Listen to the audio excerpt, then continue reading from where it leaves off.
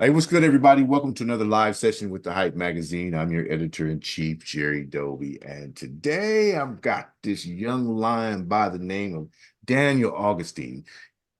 If you've been keeping up with Issa Rae and her shenanigans and what she's putting out there, you'll remember Rap Shit Season 1, where Daniel played Maurice. It's a recurring role, and it was a standout role. That's what they say.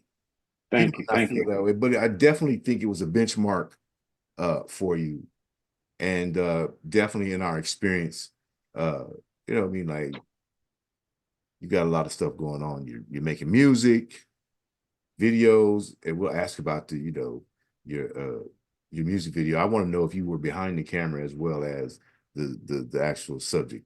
So, but thank you, Daniel Augustine. Welcome to the Hype Life Sessions. Appreciate you. Thank you. Thank you. Thank you. Thank you. And for those out there, it's Daniel Augustin. I get the Augustine all the time, but Augustine, uh my yeah, it's all good apologies. though. No, it's all good. The French pronunciation of it tends to be the I'm, one that's most common. You know what I mean? I'm from Because, Compton, bro. you I'm know. from Compton. We all Frenchified. Oh man, I'm just okay. playing. I'm That's just cool. playing. I'm just playing. I'm sorry. I apologize. And I asked him, let me fess up. I asked him before we started recording how to pronounce his name. And I messed it up anyway. Man, it's all good, man. Your schedule, man, it's probably the schedule. You got a lot going on, man. No It's all of excuse. us. I respect your time. I respect the fact that you have given us your time. So I need to get it right, Likewise. you know. Likewise, though. So I apologize. I'm just gonna call you Daniel because I don't want my Frenchifiedness to come out ever again. August, Augustine. I got it. Augustine. Augustine. Augustine. Augustine. It's all good, man. Let me ask you this: as an actor, when you're going through like learning new words, names, and colloquialisms, maybe you're playing a regional kind of part. How difficult is it for you to get the little fine points? Like me continuously mispronouncing your last name. you know, I think the only times it gets difficult is when there are certain things that I'm really used to saying. Like there was a line in How I Met Your Father that was, and I probably will still butcher it, but it was about those waters, the LaCroix. I think that's how you pronounce it, LaCroix. Uh-huh. But I used to say LaCroix. I kept saying LaCroix because Mm, that's just how I was used to saying it. But hmm I spent a lot of time with the script. I spent a lot of time with the script, and I use Google. I use Google. I use YouTube a lot if there are words that I don't know. So I'll find the pronunciation, especially if I'm doing like a medical audition for like one of those medical shows. I'm all on Google. I'm all on Google because there are just words that are like, you know, hypodiphophene or something crazy like that. And it's like, okay, I'm supposed to flow with that while still keeping it character. And I don't want it to be like obvious that I'm trying super hard to say that word. So it takes a lot of repetition. It takes a lot of research. You know what I mean? Like I feel like the work of an actor, you're honestly like a creative scientist in a lot of ways. Because you got to do a lot of research and you got to experiment. You got to say it so much to the point where it's almost like an exercise with your mouth. You're exercising it out. So you can kind of, they say in acting classes a lot, to get it out your mouth and just practice that. So it takes a lot of effort from that perspective. yeah, I'm just gonna call him Daniel. I'm sorry. I can't the pronunciation. I'm putting the emphasis on the wrong syllable and everything. It's all good. No, it doesn't feel good though. But I We're going to get there appreciate you. though. I appreciate We're you. going to get there. We're I'm going gonna to get get there. there. It's a process. I'm It's gonna a practice. process, man. We just have to keep doing these interviews and conversations until I get it right, and then we'll keep because you have so much to talk about. Look at all right, Hillary Duff on set. Let's get that out of the way. How Sure. how She's how amazing. huh? She's amazing. She's amazing. She's a very kind human being. And one thing I really took from being around her was it's easy to get on a set and want to be the number one person on the call sheet. Want to Mm-hmm. be the person who but it's so much more valuable when, you know, I've only been here in LA now going on 3 years. So I don't also just want to rush the process when there's an opportunity to learn. So being around her, I got a chance to see how a professional does it. She's been doing it for a minute.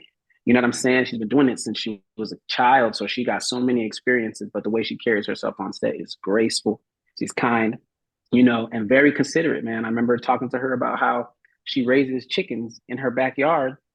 I told her I never had, you know, chickens hatched straight from an egg, like, you know, free range chickens. I guess that's how you call Yeah. it. Yeah. But she came in the next day and she brought me some chickens, some eggs, not just some chickens. She brought me some Okay. eggs. You know what I'm saying? So like just little tidbits like that. Like she's very, very considerate, very kind, and super graceful on set. Like I never saw her lose her cool, even though the hours can get intense when you're doing multicam, Hmm. because you know you're there like all day, and you're running it like all day. You're rehearsing, you're filming. Sometimes you're they're doing, you know, sometimes they're gonna do the scenes over just because they have the opportunity to, because they can work from more of like a Monday through Friday 9 to 5 kind of thing, you know. So watching her was amazing because I got a chance to be around a professional. I got a chance to get more experiences than I already had just by watching. It was almost like I was reading a book watching her. You know what I Mm. mean? Up Wow. close and personal. $1 million education right there. Real Yeah. life though, real world education. Yeah. Can't Facts. pass that up. Okay. So folks around Hollywood and the media have their perception of Daniel, but from the inside looking out, Mm-hmm. how do you see Daniel? I see myself, you know, that it's not that known right now because, like I said, only 3 years here in LA. But before I came here, I think my journey really started like TV and film wise. I'm gonna say my journey started in like 2014. I'm gonna say that it'll be known at a certain time though that I'm the hardest working man in LA and Hollywood in general, just in entertainment. Um, you know, 2014, I started off as a PA. I started off learning from this cat out in South Florida named Laszlo Rain. And it was just him and I on set. I was carrying his lights, carrying his camera for him, everything. And then from that point, that propelled me into beginning to film web series, short films, all kinds of content for, you know, like there's tons of people in South Florida right now who have content up on the web because, you know, we connected and I came through to shoot it for them. And that was whether they had the money to pay me for it or not. But ultimately, I always knew that I was gaining experiences from it. So I was never really checking people to make sure that their invoices were on point. I just knew I had to learn, and those were my opportunities to learn. So like I'm talking like all kinds of content. I was filming it. I was learning though the whole time, even if it was somebody's wedding. By the time I got back to the house, I was learning through the mistakes I made. You know, the color. You know, if I didn't get the right settings. You know, and all of that kept correlating because before that, I started making music at the age of 10. I slowed down with the music around, I say, 2016 because I started leaning so heavily on acting and filmmaking.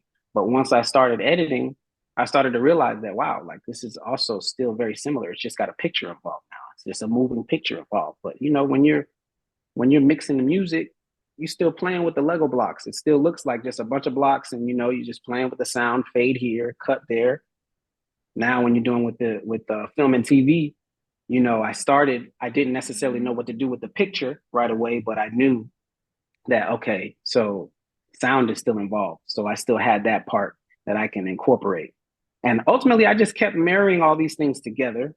Like I said, in 2014 is really when I started. I remember going to the Revolt Music Conference, 2014, and you know, really, I remember singing for Top Dog Entertainment in the hallway.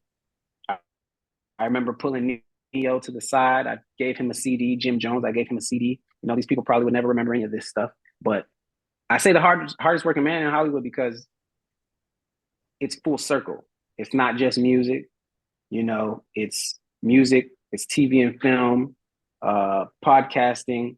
There's so many elements of creativity that I enjoy. And a lot of them, it's not even that I just know how to do them just yet, but I'm willing to continue to, take the first step. And so at a certain point, I believe it's going to show. I think really it's really a matter of just enjoying the process, though. And right now, that's what, is happening. We have a series that we filmed, my wife and I, and it did go to Tribeca. It did premiere at the Pan African Film Festival, and that's being released right now. And it could be a little weird sometimes because I'm on a show as an actor, and I think it's hard for people to see you in another way sometimes, to get people to see another element. It's almost like you're adding another letter to your jacket. And sometimes people don't know what all those letters mean. You know what I mean? They more so know what the Letterman jacket is, but they don't always know what every single letter is. And so to get people to sometimes see it and acknowledge it and, be able to make sense of it, it takes time to actually put all of these parts together. But I enjoy the process, and I think that's the most important part. And then there will be a time where people will be able to be more comfortable with, oh yeah, it's music this time. Okay, it's a movie this time. Oh, it's a script this time. Oh, okay, it's, you know what? It's just gonna be something that he's doing. It's moving and it's fluid. But it takes time, and I really enjoy it. That's the best part about it, is that I enjoy it. It could just be intense, on the other end. But you know what? But I understand the intensity, but having the love for the craft, for all parts of the craft, from the sonics to the visuals Oh to, yeah. you know, sound design, production design, all those things that go into the presentation and the delivery and the reception of a project. Like, the fact that you had, was there a defining moment or a benchmark moment that made you, make this move? I know that you started early. What, 10? You became a recording artist like at 10, Yeah. and you were, in a gospel rap group, Map 7, right? And, Yeah. Yeah. Yeah. Yeah. and Isaac Opus. ha ha Yeah. ha, you know, Yeah. your first solo. So you're really diverse, neo soul, hip hop. I'm sorry for the delay. You're like, Yeah. I'm sorry I made y'all wait, but here I am. Here's my offering. I have to ask you, what was the benchmark moment? Okay, benchmark moment. Yeah, it just hit me. Benchmark moment was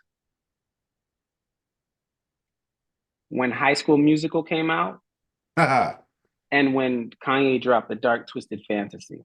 mm, When he dropped the Dark Twisted Fantasy, I remember just being like, this is a different kind of experience, mm, music wise. He gave us the movie with it, and it was powerful, creative, artistic, and narratively woven in such a way. When High School Musical came out, though, that was like the one that for me was like, it took me over the top, because I was like, yo, for them to put this on TV like this, and there's such a narrative component from episode to episode, that did it for me. After that one right there, that's when we really moved things into motion. My wife, who was my girlfriend at the time, we bought our first camera. We bought a Canon 5D Mark III mm. at the time. And that's the camera we started with. And we went ahead and shot our own narrative musical. It was called Treble in Paradise. I did it with all songs that I wrote at the time. And it was 7 songs. We had 7 episodes. And that was my first go at any filmmaking. The content was not all that. It doesn't look that good. You know what I mean? It really did not look that good. But it was an amazing experience, because that was really my first opportunity to start editing, directing, DPing, and tying the music together. So after working on that project right there, that's really when I would say that my mind was open to all of the possibilities in filmmaking. And that was my first one. And the most important thing on that project, I think, too, was nobody helped me. Mm. Nobody helped me. All the guys who I was doing stuff with, there was a ton of guys who was doing web series at the time, and I was feeding them my music. I would just give them my music. This is before I knew anything about TV Sync. So I didn't really know how to get any contracts with them in place. I just was giving them songs because, in my opinion, their audience was the payment. You know, getting a chance to share my music with their audience, that was payment enough. But at the same time, when it was time for me to work on the project that I was doing, then I would ask them like, "Yo, you think you could help me? You know, to help me shoot this? You know, I really love the way you shot that other thing." And but they would always be like, "Nah, man, you know, I can't, man. I'm working on this," or like, "That's not really enough money, man." So from that point, because I was watching High School Musical, because I was watching Dark Twisted Fantasy, I was like, I can't just sit on this though. I gotta do this. So we started renting equipment first, but that was just way too expensive. And I never got a chance to actually have it when I would need it, like throughout the week. So then we started to just buy the equipment. After about 2 years, we had about $30,000 worth of equipment. And then it was like, yo, if I'm gonna have all this stuff, I need to use this. Kept shooting, kept shooting, kept shooting. Never really was able to get back to shooting my own stuff until like 2018 or 2019. Because Mhm. from like 2014 to like 2019, I just was like, I just need to keep using this stuff. I need to keep shooting to make the most of this time, of this stuff.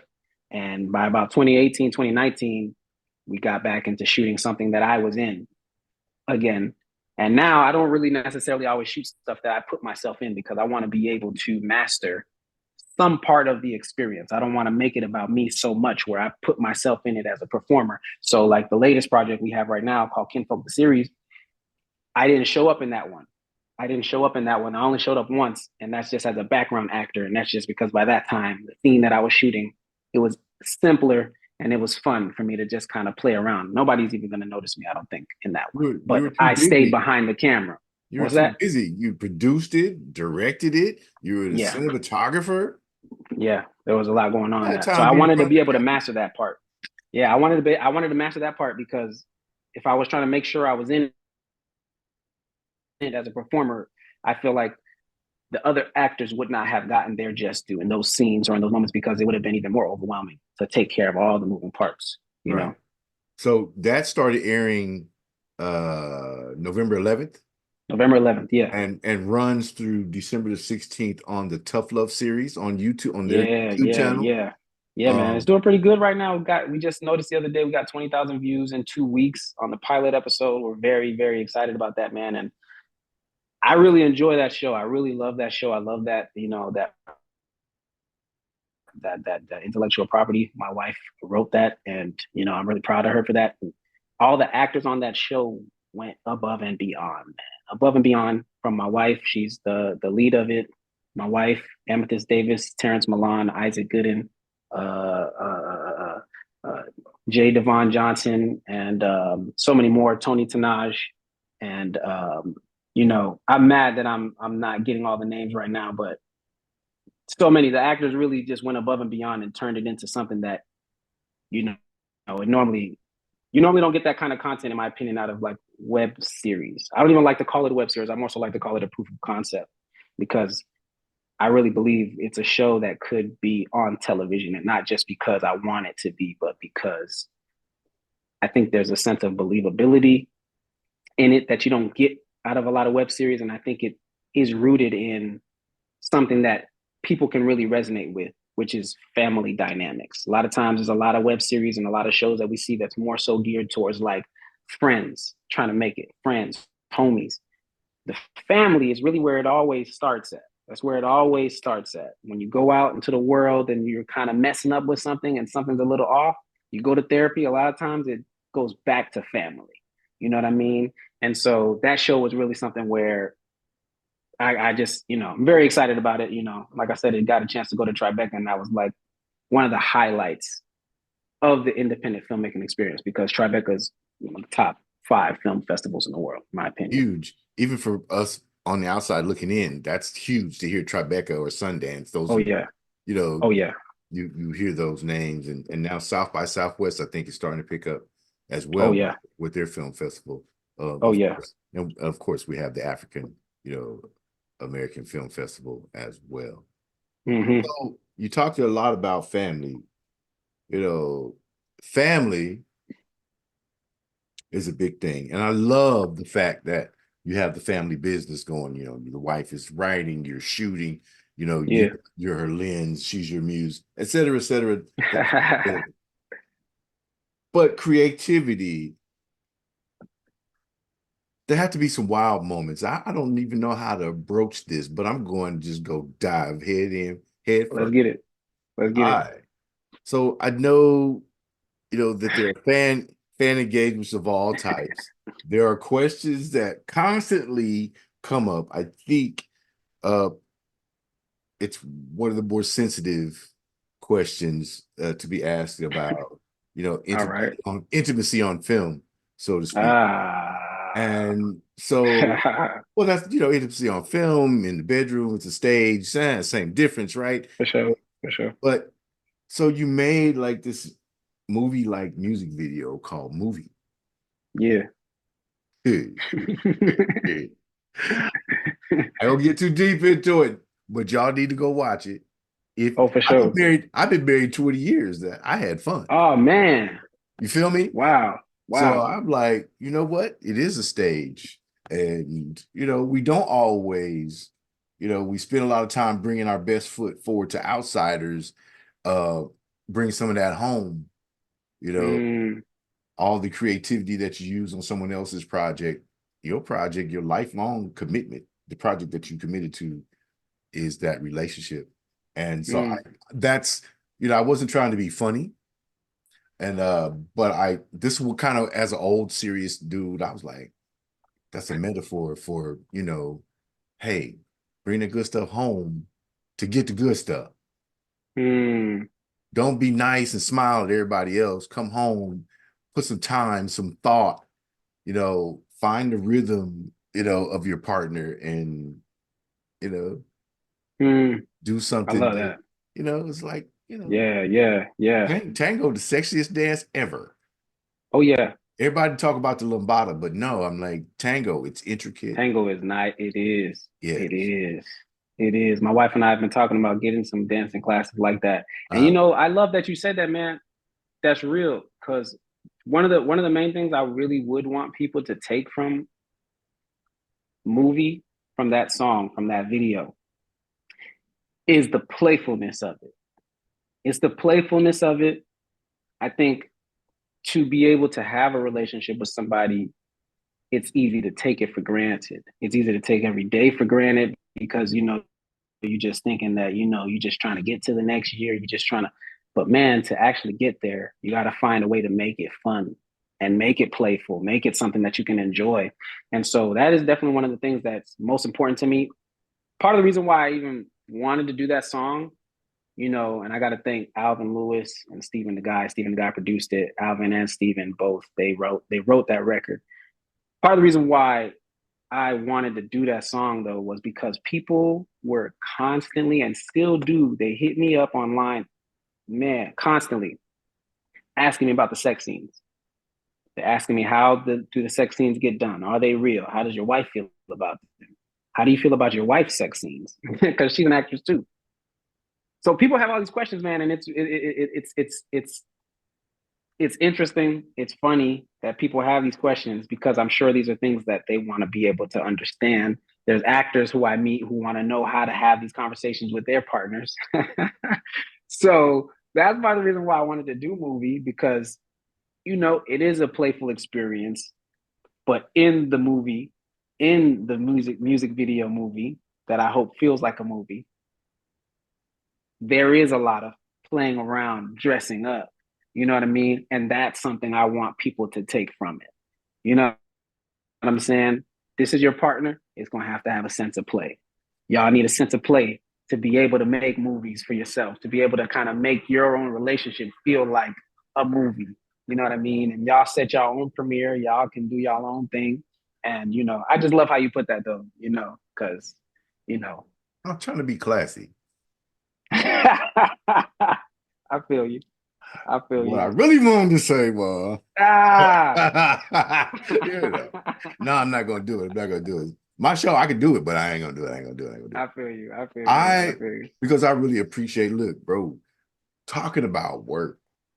The only other person I heard Tom Joyner used to the fly jock, right? He used to say, Oh I'm yeah. the busiest man at radio. So, but every night he was at home, right? So, like he would leave Houston or wherever he's from, DC, Baltimore, and fly out to do a show in LA. Then he'd go to New York. Then he'd be, Mm, Jersey. Then he's back home at the end of the night. wow. So I witnessed this media space, entertainment industry work ethic that was, pretty much nonstop. So 18-hour days, Yeah. you know, on a set, which I understand is pretty common. Um, Early in my career, during the break in service, I used to work, I used to build sets for Oh Nickelodeon. wow. And What? oh yeah, I used to, That's fire. nah. Look, bro, I got my start in this business in the mailroom at CAA. Yes. I was pulling EPKs before EPKs were EPKs. That's when you actually had to pull a headshot, pull the bio, pull the credits, put it in a folder, Oh send it up to man. the Hey, that's agent at dope. CAA so they could send it out to the PR contact. Bro, I that's where I started way back when, like actually having to make copies of bios and have mailers and VHS That's tapes dope. to send Oh it. my God. I'm like old, bro. Like, No, that just made me think about my dad. My dad and I, he had a ton of VHS tapes of like old Brazil soccer games and stuff. So that's fire. That's fire. yeah. So I mean, like, evolution. So and how has technology helped you, you know, uh straighten out your workflow, smooth out your workflow process Oh, for as sure. you have these three. Wait a minute, hold on. So what rap shit hit November 9th. So that I don't know Hmm. what the production schedule was around there. Movie hit Hmm. November 6th. So you got a Hmm. production schedule with that. And then Hmm. Kinfolk hit November the 11th. Yeah. So you're Yeah. producing all this stuff, bow-legged, basically. You know what I mean? Yeah. That's a work ethic at Yeah. 18 hours a day on one set, Yeah. and then scheduling in something. I could only imagine what your call sheet looked like every day. Well, I got you. I'm gonna tell you, that's a dope question. So first off, I didn't even know that I was gonna get to promote rap shit because of the strike. Strike literally cleared like 12 hours before the show dropped. So Uh, I really thought I was gonna just be working on my music and on the web series. That's what I thought was gonna be happening. The fact that rap shit, the strike cleared at that time was literally that's something else. That's God. So that's that. Then as far as like how I'm gonna make sure I stay on track, as far as how, let's say, how the digital age has changed all this. I used to work at the airline. I used okay, to work at JetBlue. okay. And when I was working at JetBlue, that's how I was hustling. I used to fly out like crazy. I used to go to New York for auditions and for casting opportunities Mhm. at this place called, the Actors Green Room with Jim Oh Rudolph. yeah, yeah. Heard about it. Oh yeah. Oh wow. Come on, bro. I've been doing. I really do my thing. Oh wow. Okay, so that's fire. So I was flying back and forth to New York like crazy. I would Mhm. fly to LA like crazy. That flight to LA though really wasn't the most ideal flight because it was a 5 hour flight. Mhm. And there was like two situations where I flew to LA, audition got canceled. Flew to LA, meeting with the manager got canceled. So the how the industry was working at that time, I understood it, but it really wasn't helping with lifestyle. I was Right. just making it work. You know what I'm saying? Now, fast forward to where we're doing self tapes because of COVID, it has changed things dramatically Mm. because everybody gets a chance to audition. Yes. Because of that, though, like, first off, I had started, like I said, in 2014 using the camera. Mm. So I was already auditioning at that time for certain roles, getting in over 10,000 hours. I was putting me on tape. I was putting my wife on tape. Other people in South Florida, I was putting them on tape. So I was getting buku hours. By the time that it became industry standard, though, I think tapes became more serious because actors in South Florida, in the Southeast in general, when you were putting stuff on tape back then, you might get seen. You might get seen because at the same time, people were still coming in to see the cast and directors. So the people who were coming in, they're getting seen first. They're getting seen the most seriously because they're getting that face-to-face interaction. But upon COVID hitting, when COVID hit, now that made all the tapes the standard. So now it was a more level playing field. You know what I mean? And so now, not only was it a more level playing field, the tables turned because it wasn't a level playing field for the people who were used to going in. The people who were used to going in, they still want to go in because that's what works for them. They get a chance to get that face-to-face interaction. Whereas for me, I was auditioning on tape since like 2015, 2016. So now when they switched it up like that, it got to a point where, okay, well, I've been doing this. I can do this again. And that helps my workflow in general because I get to stay home. When you got to get on the road and do an audition, or you're going to get on a flight to go do an audition, man, that's like your whole day right there. I was flying to New York and flying back on the same day. I was doing that same thing, you know what I mean? But as far as like how you were saying, how does that now tie into like still being able to make a life at home? So that's something where I think it takes courageous communication to still have a lifestyle at home. My wife and I, we work out how to still just have our own thing with the industry, but then have our own thing for ourselves. So, planning out dates, having that on the calendar, you know what I mean? Having time where we can just turn off the industry stuff and really just communicate. And sometimes we might be talking about the industry, but it's us.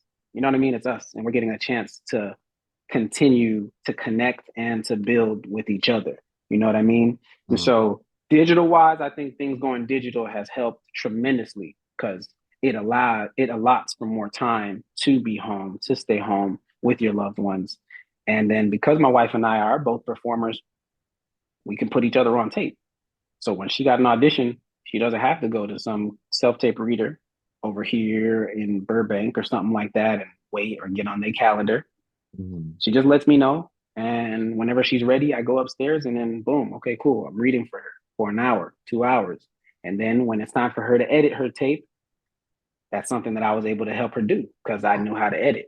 You know what I'm saying? Right. So I think we just have been able to share our lives with each other, our process with each other.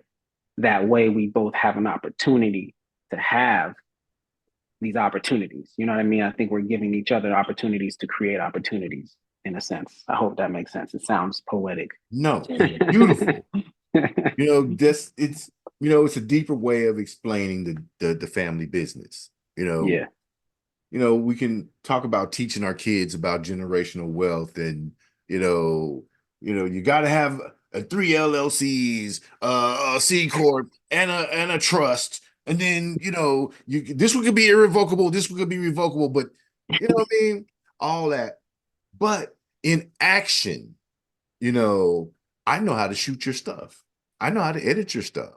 Oh, you want to be a personality? I can do that. I sizzle reels. A lot of people don't pay attention to sizzle reels, Yeah.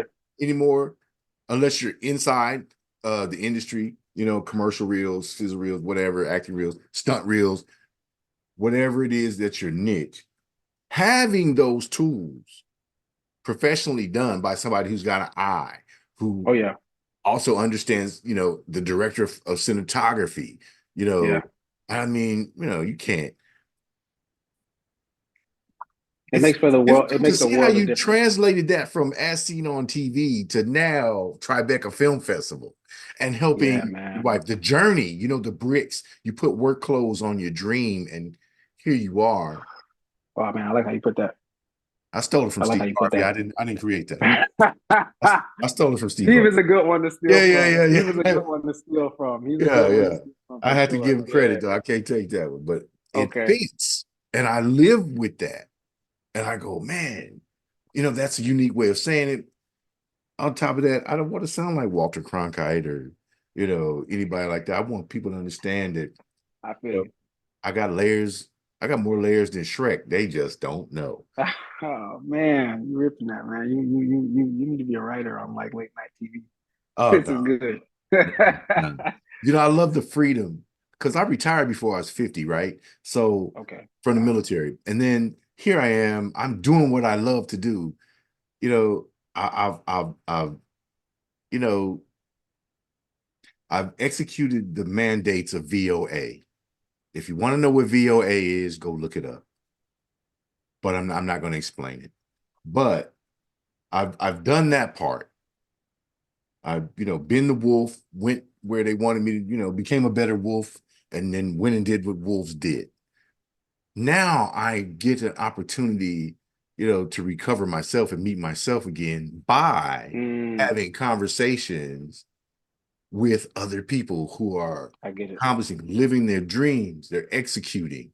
Yeah. This is the part of life that I love. This is that, Yeah. that second chance. And so I'm having a ball. And I apologize if I get windy, but it's my show. I'm gonna say what I want to say. No, you're good, man. You're I, good. I I love it. dig it. I want to salute you, first of all, for the work ethic. And as if when Thank they you, run man. this back and they hear the dates that are laid out, understand all these things at some point were intersecting. Their production schedules were intersecting. And there may be days he slept in the locker room. He might have been sitting at the craft services table with his head on the bench, Man. with a half-eaten roll or whatever it was to get this done. Yeah. But there was no I can't. Right. He just, those dates, those productions that are actively live are empirical proof that there is no such thing unless you're dead as I can't. Yeah. This young lion right here is one of those examples. So I lift you up and, Thanks, man. appreciate it.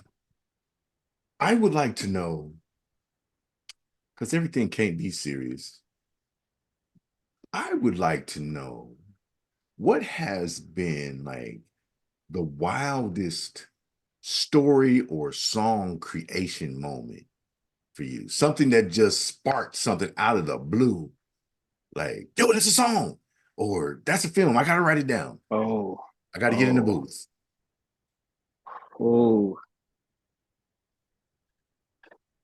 So there's a script we're writing right now, but I don't think I could talk about that one yet. That was one of those. Oh, okay. Song wise, hmm. Song wise. Besides movie. Yeah. Okay. There's a song that there's a song, man, because some of the stuff is tied now to like Okay. timing. No, you're good though. Well, we could do a You're part good though. two. I'd love to have you back. Oh, I would love it, man. I would love that. I would love Anything that that. we And can't touch on today, let's do it when it's okay, appropriate. Fair enough? okay, fair enough. I'll say this: there's one script right now that I'm working on. I can talk about this one. Uh, God willing, I really look forward to the opportunity to get this script made. This man who I met when I was younger, his name is Otis Mounds. He was my football coach. Mhm. I wrote my first script about him. I had to. I had to. I wrote my first script about him because when he came through at that school, I was at Coral Springs Charter. Football team was very bad, very, very bad. And he came through. Yeah, he came through. Um, and the charter schools, you have like a lottery system or what have you. And we were in a neighborhood that was more so like predominantly white, I would say. And so when he came through, he changed the philosophy. He changed the culture by sharing his philosophy. And he was a very successful football player. He actually was LL Cool J's stunt double and Mm. stand in any given Sunday.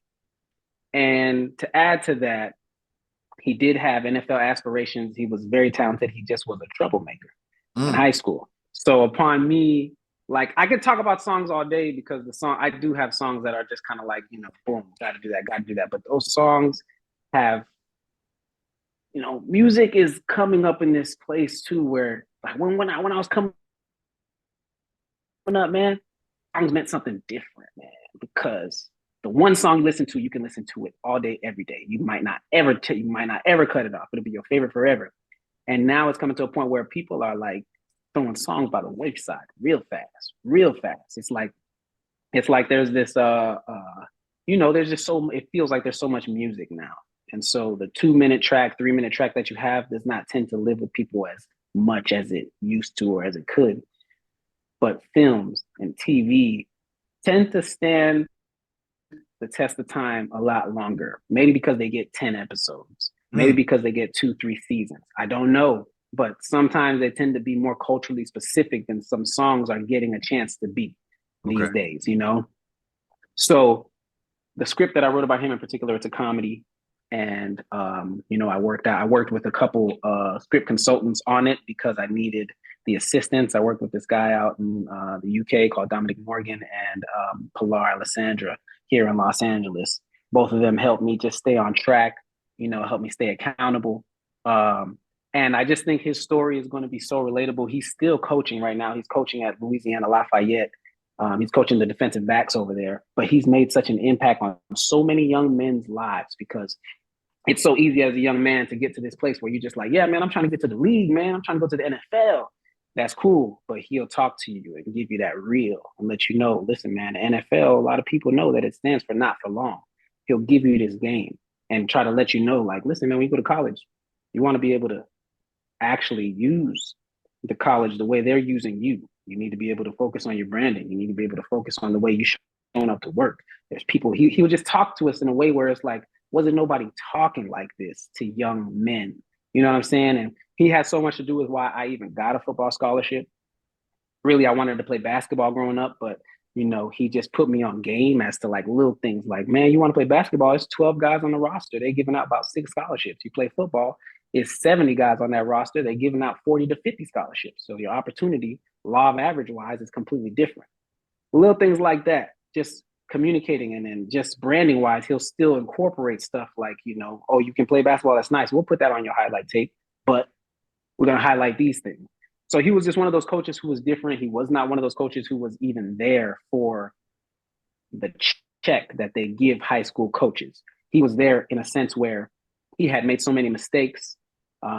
Successful football player, successful. He played at Auburn. He did compete for the NFL, but like I said, he got in so much trouble. And that too is also a part of his testimony. And so he's been somebody who I've worked closely with as far as like crafting that script, because he has a story that I just feel is so necessary to tell. And so many young Black men, guys who are in the NFL now, who played before, guys who are in college now, and guys who are coming out of high school now, all know this man and love this man. He was somebody that I felt blessed to be able to have met him and to be in this business so that I could tell his story, because he has a very, very, very important story to tell. The other script, I wish I could tell you about it. We got to talk about that one in another time, because that one was such a interesting way of going about just deciding what to write about. And that's something that my wife and I are collaborating on as well.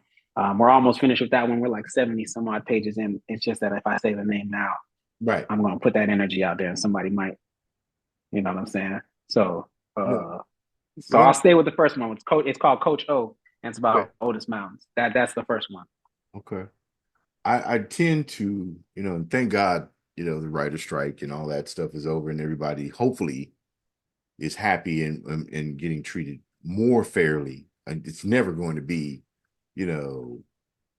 a real sense of equity with the people that are considered the workers, even though they're creators, you know what I mean? Right. But I normally ask, I ask my producers and showrunners and things like that, what has been the most surprising part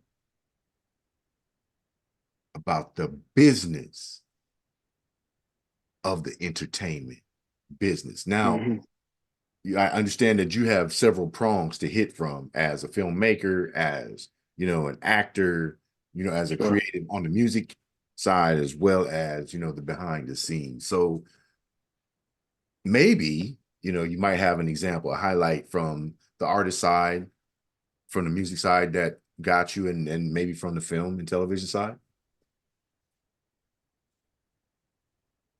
I think so. I think what I saw with the strikes, if I was going to relate it to music, I would relate it to the music in the sense where I would say how Spotify changed the way they're going to pay people. 1,000 streams minimum, right? Yeah, okay. Garbage. So I would say that's how it relates to music, Okay. where it's like it's already been hard. It's been hard, but now it just got harder. And now for certain guys in music to make money, they gotta literally figure out how to open up their own store, their own website, and how to make money from their own website. Mhm. In the film industry, if I was going to talk about it, I would say what I learned was it had been hard. It already was hard. It was already political. It just got harder. It just got more political. They just tightened up the circle as to who can get what and how many people can have a part of it. What it also did, just like how I said, artists now have to figure out how to open up their own stores. It also, which is also why I wanted to release Kinfolk and I wanted to release music at this time, it also was a reminder that you're only in control of your career as much as you deem it so. And still, there's still somebody that's in charge of the rules and the regulations of the industry. But if you're going to have a chance to play at this game, you're going to have to figure out how to open up your own store. Mm. Period and point blank. You have to figure out how to open up your own store. You have to figure out how to market your store. Mm. Sometimes, you go to acting class, they don't talk about marketing. They talk about getting a job. When you get a job, you become a worker. And when you become a worker, that's cool because you have an opportunity.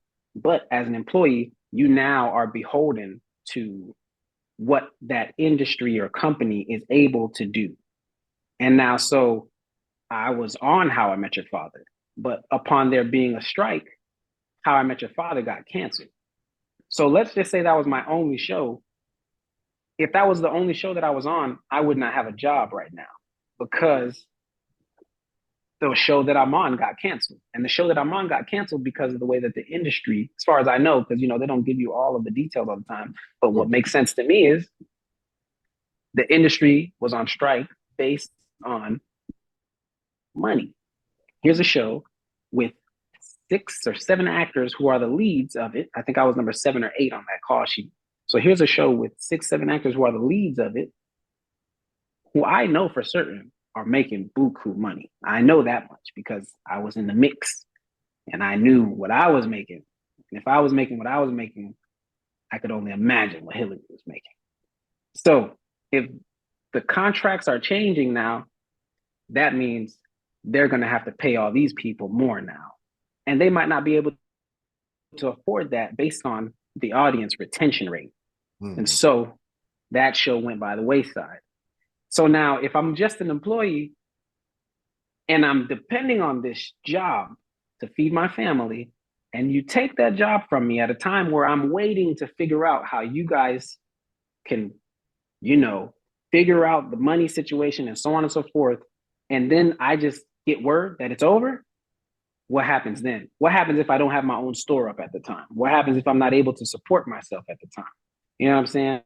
So I think how music has been correlating with, the TV industry. Honestly, the music industry could probably use some more assistance and more. I don't know if it's going to be union help or what, but I think the number one thing would be artists got to really figure out branding and they have to really take hold of what it means to be the CEO of their business, a true entrepreneur. It's so easy to just drop songs and to wait for people to see it and be like, yeah, he's the one. That's the one. Viral, viral. But you got to have a store. You got to find a way to get a store. You got to find a way to actually have your own storefront so that if something changes in Spotify, if something changes over here, you're still set up to where you can continue to operate. And so that's the biggest thing that I'll say I learned with the strike, man, because I didn't expect How I Met Your Father to get canceled. When they canceled that, that was a reminder that like, hey, bro, this ain't as sweet as it always starts off as. You got to Yeah. make sure you're able to take care of something on the back end. You know, This ain't like you your got to job have to your own book calls. 401k. Yeah. Uh, This ain't Blue facts, Cross Blue Shield. You're not working at the facts, post office. You know what I facts. mean? You everything that you're doing, you're a business that you loan yourself out to people and organizations unless you own your own. And I think Mm-hmm, that is where I was going, is like it's really important in this day and age. You know, yes, you have a brand. Del Monte has a brand. You know what I mean? You have to learn how to market your brand. Del Monte mm-hmm, has a whole marketing agency that of professionals who have experience and went to school and know what they're doing. But as an indie in these days, and people are talking bad about AI, but I got to tell you, it helps you with the tools and mm-hmm, resources that you need mm-hmm, to present yourself better.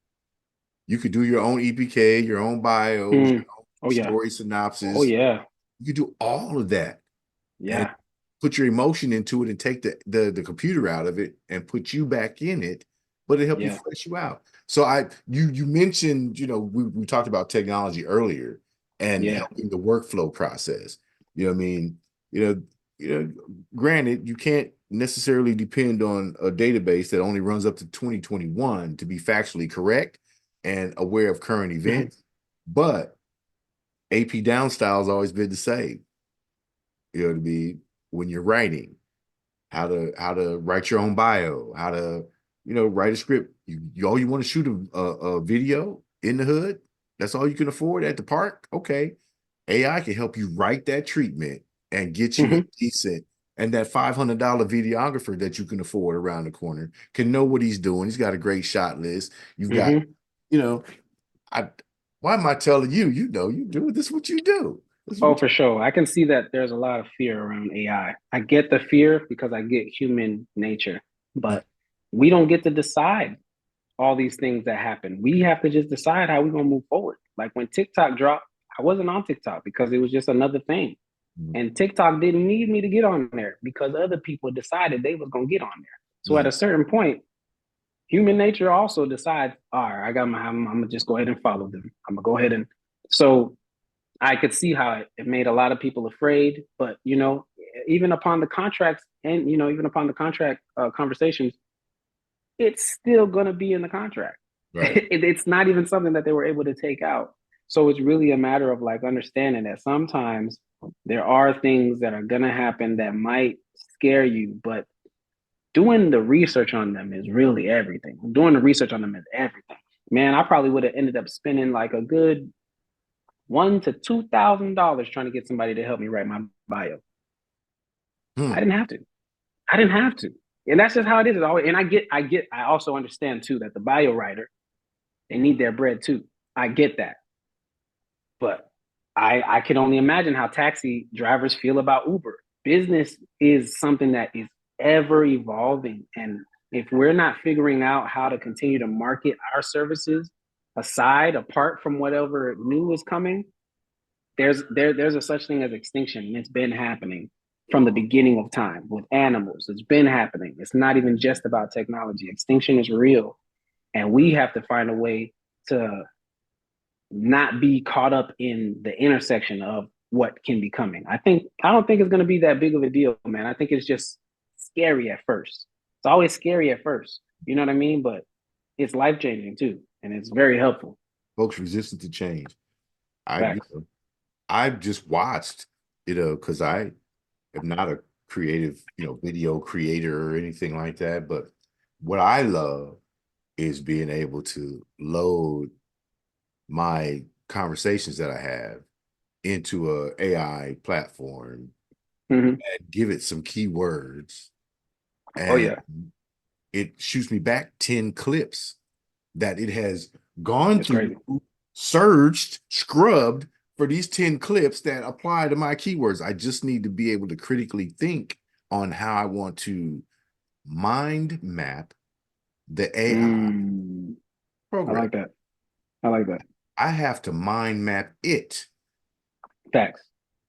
as And the opposed more specific you mind map it, more specific your responses. I kind of look at AI like it's like a more like an assistant, but it's almost like a Google assistant. You know what I'm saying? People go to Google and get everything they're looking for on Google. I really look like AI. Honestly, I feel like AI really is probably gonna compete with Google. I don't think it can compete with people. We are still creators in a sense where we can ultimately shut it down, turn it off, or use it to our advantage. I think it's going to compete with Google as far as being a search engine, and I think it's going to compete with certain positions that are going to just probably have to rework how they're doing certain things. You know, me hey, being able to just say, "Hey, I could do stuff like put my lyrics in there and say, give me 10 Instagram captions, give me 10 seductive Instagram captions." And it's gonna spit out stuff. I don't got to take them all. I don't got to take any of them. But it's like an assistant, and I don't have and cannot even really put in my budget right now social media person to help me in my company. So where do I get that help? Am I just supposed to keep racking my brain constantly and just trying to figure all that out, or should I use what's going on? It's gonna be life changing for sure. It's gonna be life changing. yeah, I agree. I look at it, as a tool to help with the workflow process. Um, Mm-hmm. I use it, like I said, I mentor master's and doctorate students with their essays and stuff. And one of the things that I say, Mm-hmm. you know, instead of me editing for substance and format, I'm spending a lot of time on grammar and syntax and things like that. You could take this and put this in, chat on your phone or chat GPT and say, hey, edit for grammar, format it in the Harvard style for Mm, citations, et cetera, et cetera.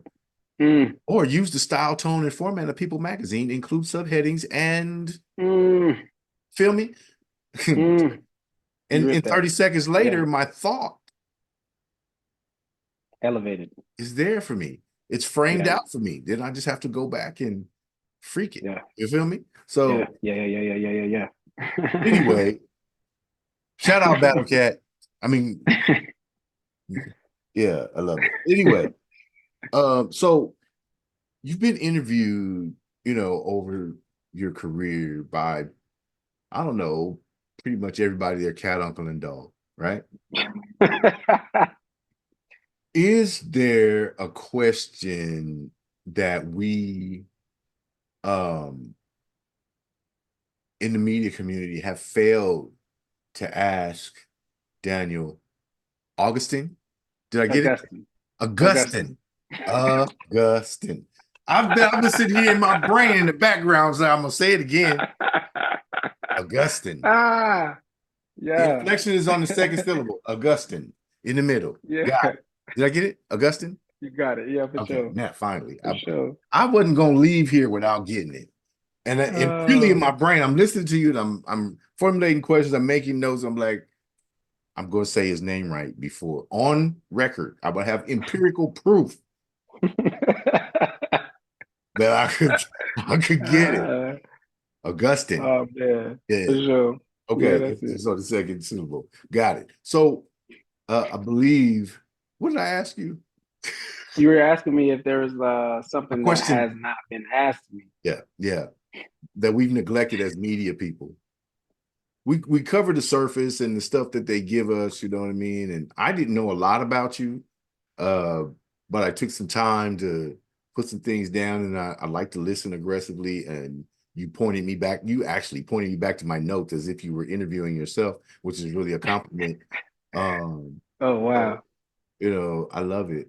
I would That's like to funny. know that. Yeah, I would like that, the answer to that question. Maybe if I thought about it deep enough, I think maybe something like, and I'm sure once we get off the call, I'm gonna have like three things that I could have mentioned. That's why we But planning a second call, though. yeah, for sure. All right, for sure. Maybe if anything, I would say like, what are the alternative inspirations Mm. the alternative inspirations. For me, I'm gonna say it would be something like the books that I've been involved, that I've been the books that I've been reading, and some of the people who I've met along the way. Uh, because some of those people that I met along the way, it's so interesting how, man, you could just take like a class, but they don't end up in your bio.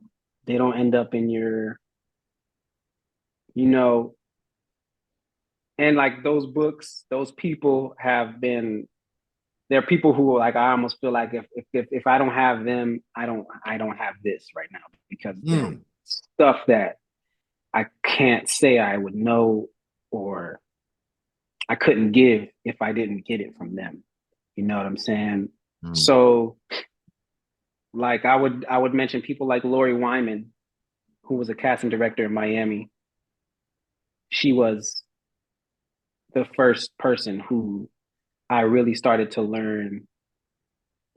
She's a casting director, but I think I started to learn how to direct actors through her because of her classes. And I used to see how she talked to actors and how she would be able to pull something out of them in that moment, in a moment.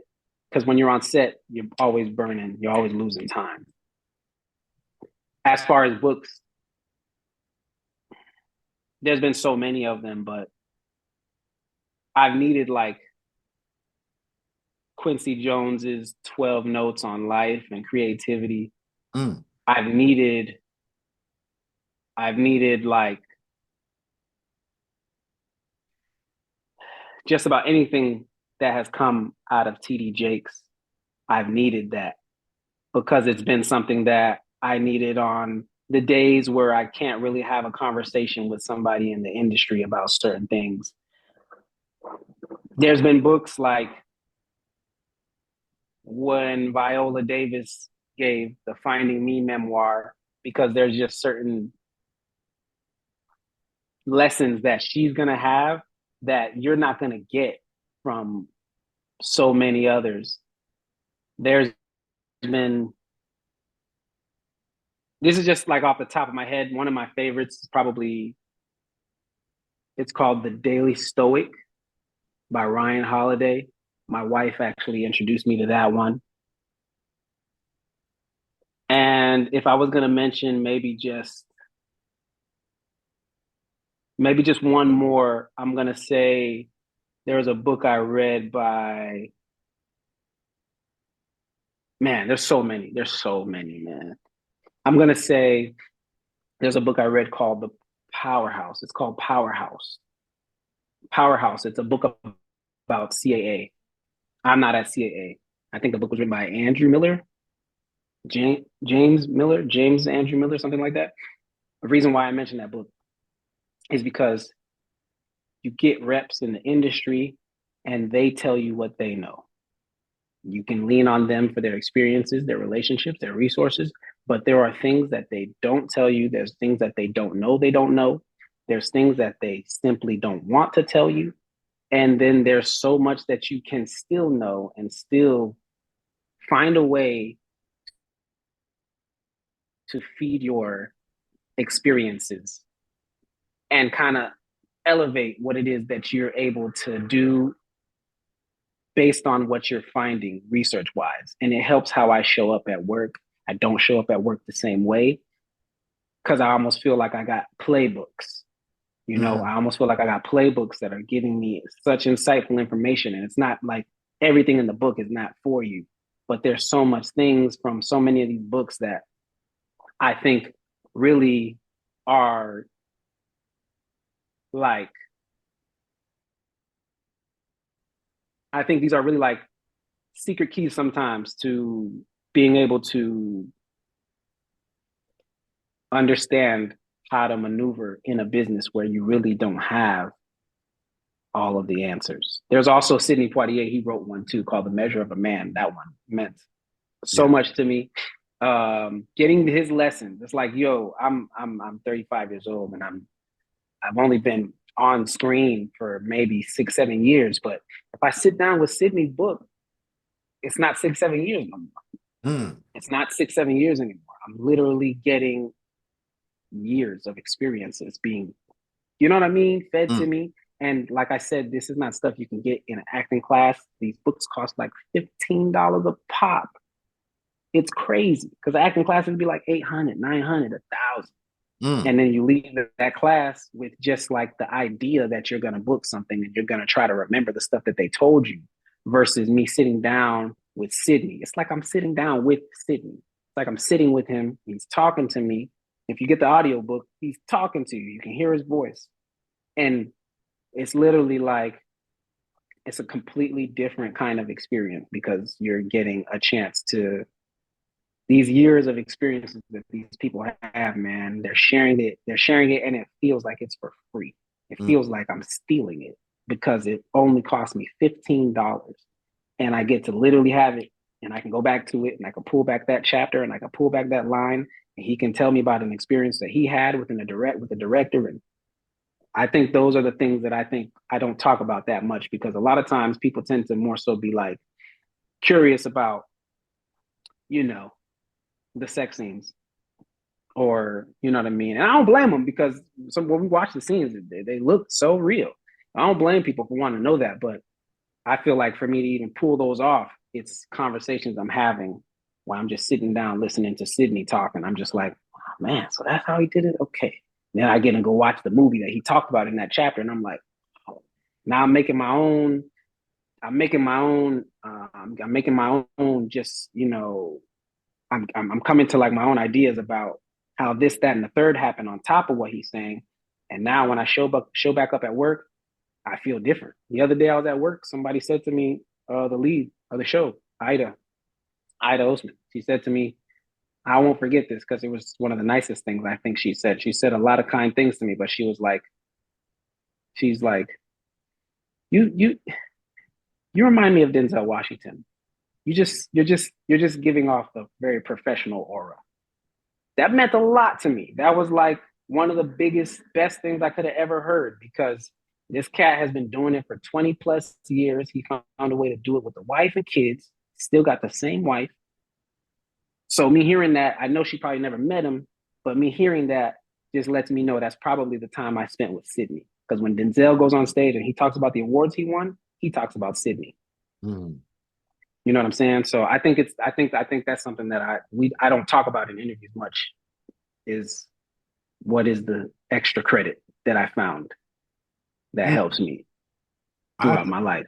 I have to follow up because you inspired a question. So as you're talking about discovering secret keys and getting revelations because of your research and immersion into your craft and reading books and looking at the not thought leaders but action leaders like Sydney, et cetera, et cetera. They did it. They didn't talk about it. Yeah. Facts. Is there a question that you at the time didn't even know you needed to ask that you had answered in that study?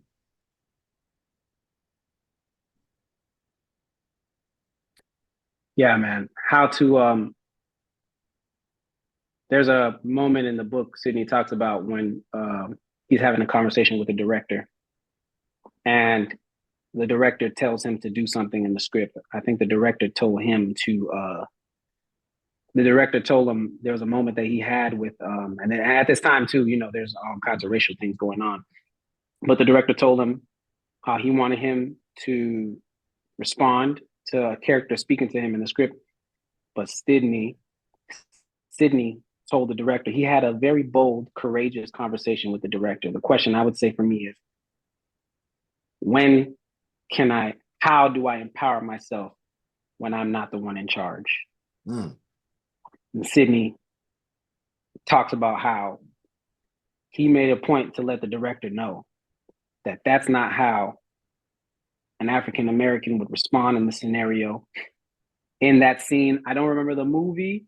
I don't know if it was To Sir with Love. I don't remember the movie, but he ends up slapping the Caucasian gentleman in the scene at a time where that was just In the heat of the unseen. night.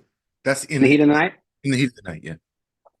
And it's just something that would not have been there. So when in that moment, how he chose to stand on what he's seen with his experiences and what he knows.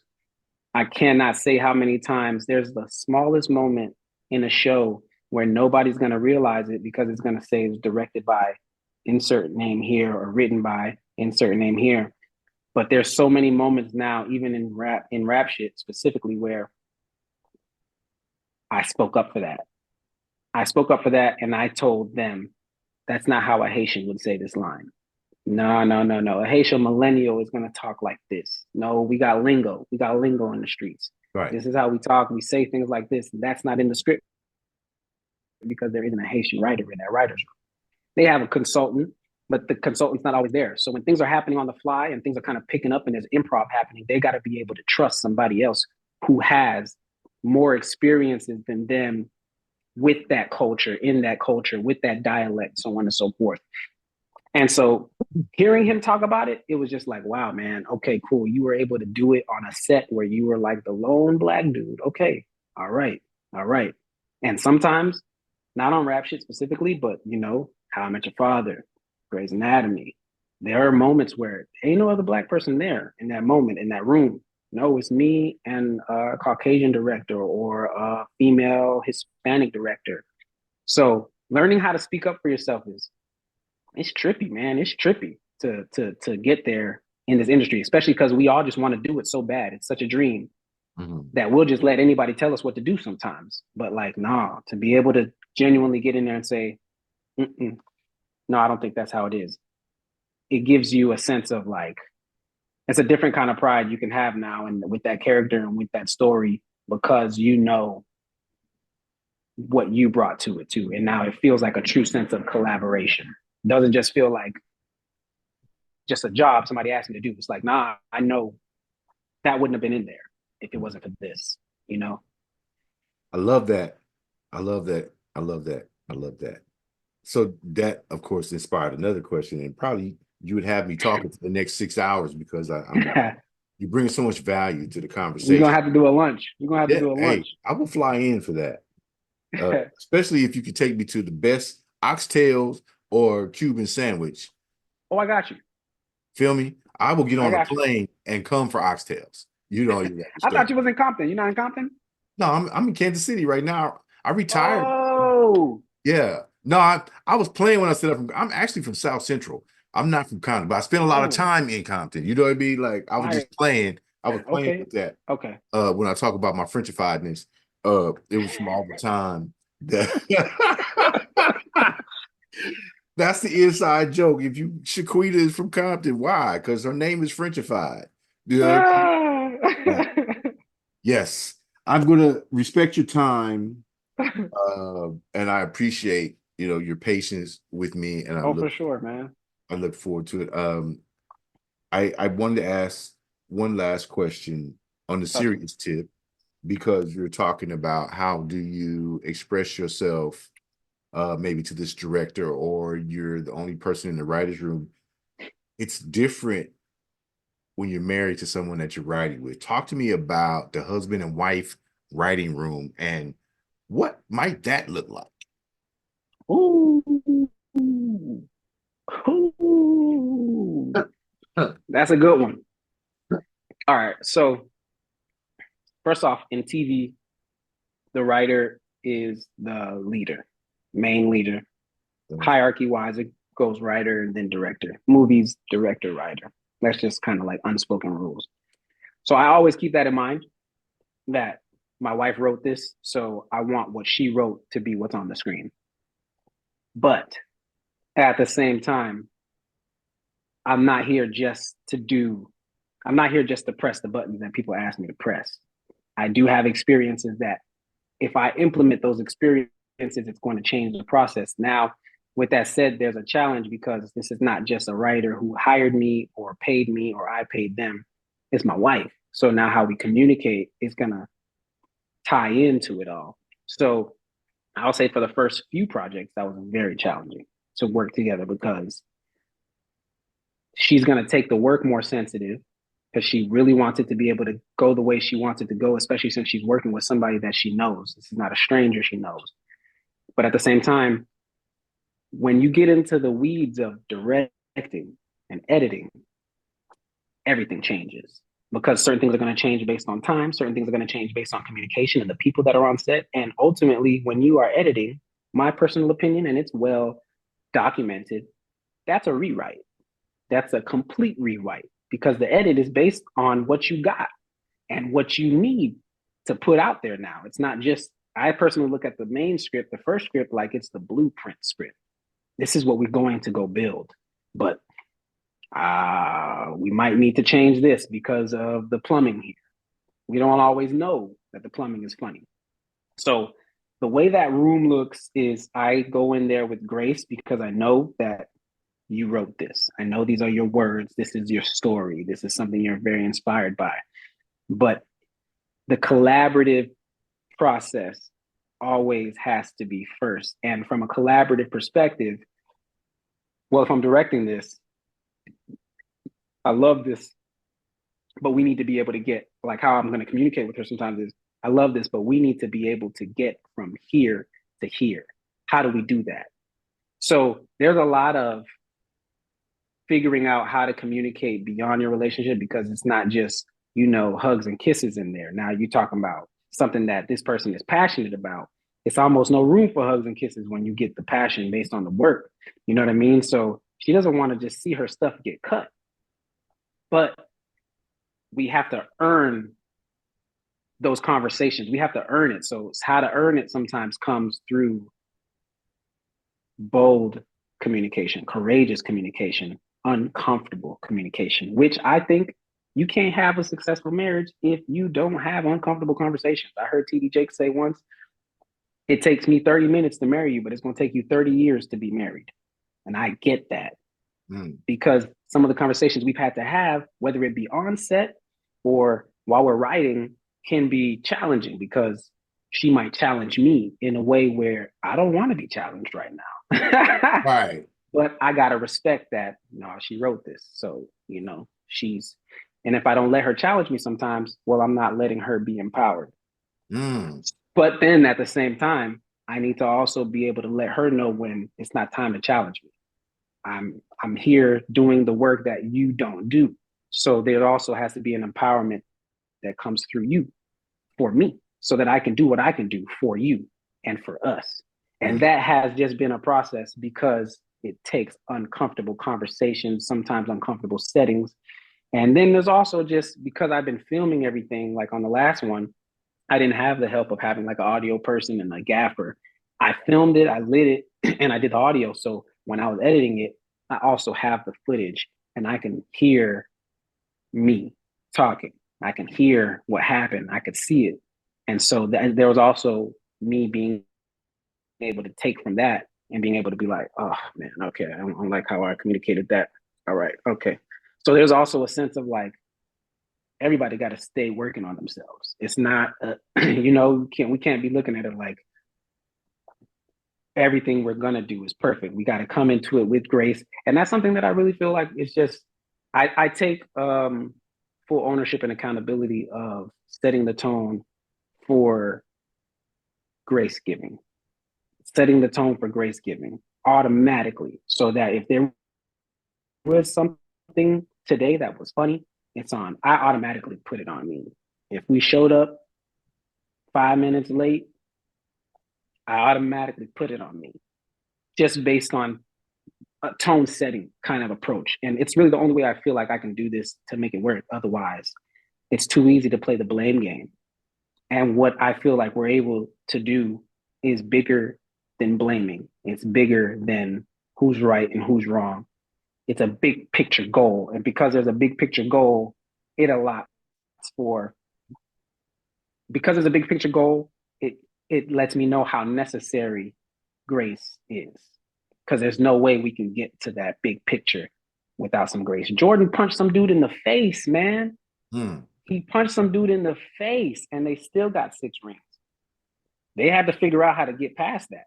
You know what I'm saying? They had to figure out how to do that. You know what I mean? So it's no punching in the face, but it's something where if something was said that wasn't the nicest, all right, we're gonna have that conversation later. We're gonna talk about that later. We're gonna talk about that later and just gonna do it in a way where there's grace, but also vulnerability. You know? Okay. I'm going to respect your time. Oh, I've had you on here a long time. We're going to situate and get squared away and do part 2 For because sure.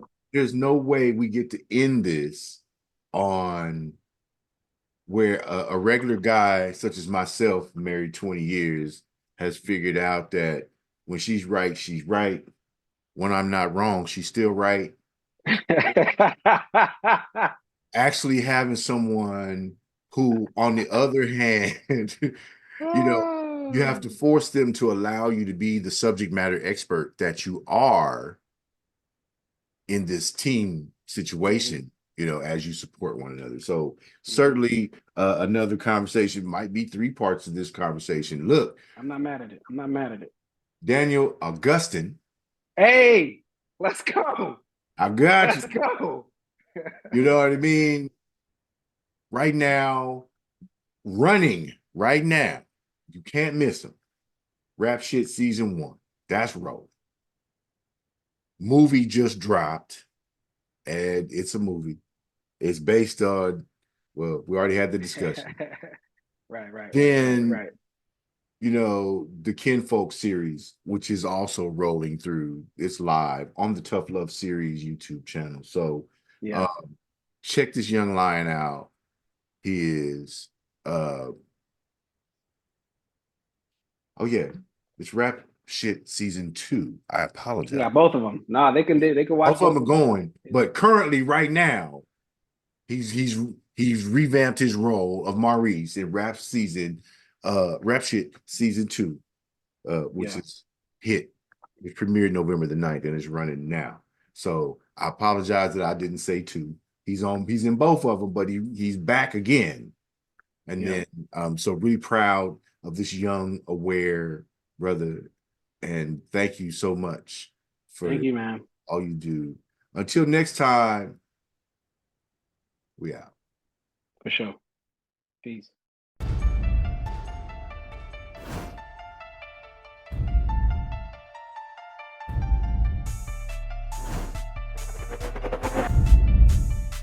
As an artist, we should reflect the time.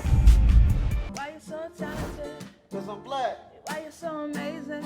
Because I'm black. It's really important that we build characters so that people understand their story matters. 2 Chainz and I both are just really into good food. And when you know you are royalty, you will only aim in life to be royalty. We're doing it right now. I don't give a damn what they say about me. Yes, I called your ass out. I know I shouldn't be saying this kind of. Shout out the Hype Magazine Network. Shout out to the Hype Magazine Network.